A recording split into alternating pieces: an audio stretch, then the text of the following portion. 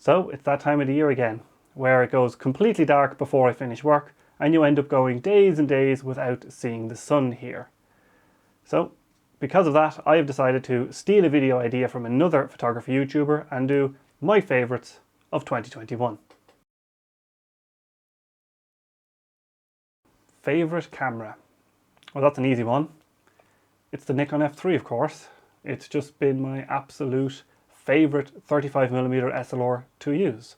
It's basically perfect in every way. Okay, maybe not perfect. There are a few weird quirks, like the fact that the shutter speed is locked at 1/80th until you get to frame 1. Changing the exposure can be kind of finicky if you want to under or overexpose. You have to like press locks and buttons and stuff. But for me, it's basically the perfect winding 35mm SLR money can buy.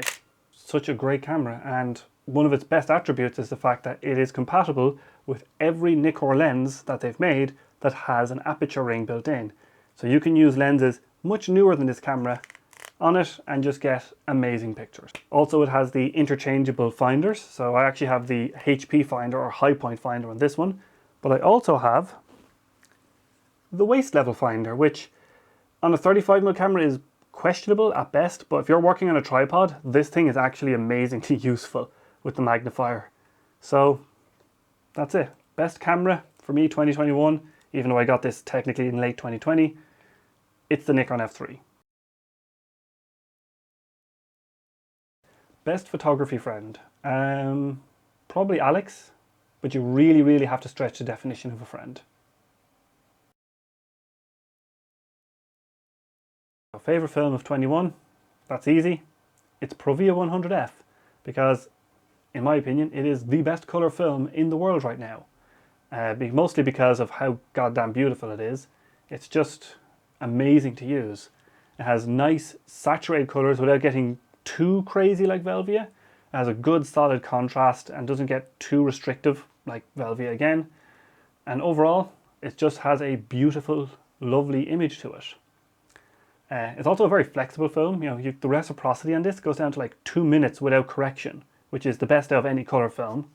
And I think you can go to 4 minutes with an extra third of a stop. So it basically has no reciprocity factor at all, which is just really goddamn useful. But also you can push this film 2 stops without any kind of color shift or issues in that way at all. Now you do lose 2 stops of dynamic range because you're pushing a film and cutting off shadows, blah blah blah. So you do kind of restrict your dynamic range a lot if you push it 2 stops, but you can do it in a pinch and it works out great. So favorite film of 21? Yeah, Provia 100F. Why wouldn't it be? Apart from the fact that getting E6 processed is getting really freaking annoying and I have to do it all myself, but hey, that's the choices we make. Favorite accessory, and this one is another easy choice. It is the Fallcam F38 quick release system and all of the various plates that are made for it as well. So for anyone who doesn't know what this is, it's basically a kind of knockoff of the Peak Design quick release system, but much better and about a third of the price. So essentially how it works is you have these quick release plates, holder things, and then you have the actual quick release plate that goes on the camera itself. And you can just pop the camera onto any of the quick release plates like so, and then with one button you can just remove the camera from the plate. But there are a couple of reasons why this is so goddamn good. So this is the basic plate, and essentially it has a 1/4-20 in the middle along with a 3/8 inch thread as well, if you take out the little silver adapter. But not only that, it has a Arca Swiss cutting in the side of the plate. So this can be mounted onto any kind of tripod or tripod base or Arca Swiss tripod head easily, and it just adapts it to the Fallcam system instantly. And here's one of my favorite usages of that is this clamp. So I regularly use this when I'm doing night photography. I will clamp this onto like a railing or a pole or something solid, and then I can maneuver this around, line up my camera. But not only does it attach to that little tripod adapter clamp thing, there's also one that attaches to the strap of your backpack. So you can just click it into your backpack strap and click it off like the capture clip. However, it even goes further than this with this little plate, and that is the strap adapter plate. So essentially it has little like lugs for attaching your camera strap to. And it's actually a much better system than the Peak Design one because it doesn't use these little quick release tab things, you know, and I'm sure everyone's had this where you undo the quick release tab and then the strap kind of flicks over your shoulder while you pull the camera, takes the eye out of one of those little tour group people with the flags while you're exploring the Fushimi Inari Shrine in Kyoto.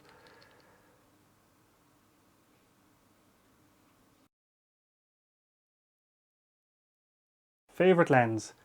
This one I actually struggled with a little bit, mostly because over the last year I've purchased a good few Nikkor lenses and all of them have been just absolutely amazing. But if you push me to pick one, it would definitely be the 105mm f2 DC Nikkor. And in my opinion, this is the best portrait lens currently available. Probably. I know people are going to argue with that, it's the internet, but this is by far my favorite lens for doing portraits of. And it's just incredible to use. It's very sharp, although at f2 it can give you some CA. However, if you stop down to f4, that just all disappears. You also have the Nikkor defocus control on the top of the lens here, which allows you to change the blur of the lens forward or back. It essentially controls the spherochromatism of the lens, or the lens blur, and it allows you to select whether you want the background or foreground to be more blurry. So if you're doing a portrait and you combine this with shooting at f4, and then you change the background blur to f4 as well, you can get a portrait where the entire subject's face pretty much is in focus because the foreground blur has gone away if you're focusing on the eye, and then the background gets more blurry, so you still get that beautiful portrait separation.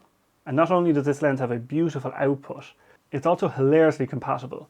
So if you take a look at the aperture ring here, it actually has the little coupling prong thing for the older Nikon F film cameras, which means that this lens is 100% compatible across all of the Nikon F film cameras, as far as I know, and it's pretty much compatible with all of the digital cameras as well.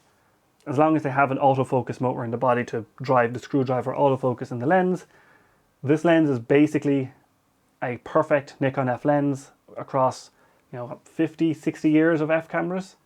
So yeah, it's an absolute beautiful lens to use. It's a beautiful rendering, beautifully built, beautifully compatible, and just beautiful all around. And that's why it's my favorite lens of this year, the 105 f2 DC Nikkor. And that is it for 2021. This is going to be the final video of the year because in like 4 days time, I'm heading back down to my parents' gaff to celebrate Christmas and just chill and pretty much do nothing for 2 weeks except sit in front of a fire, drink cups of tea and glasses of good whiskey.